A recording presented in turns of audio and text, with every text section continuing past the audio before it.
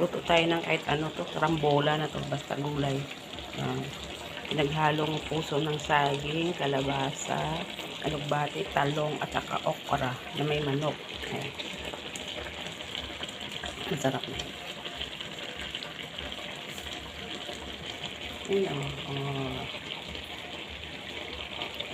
Tsaka silang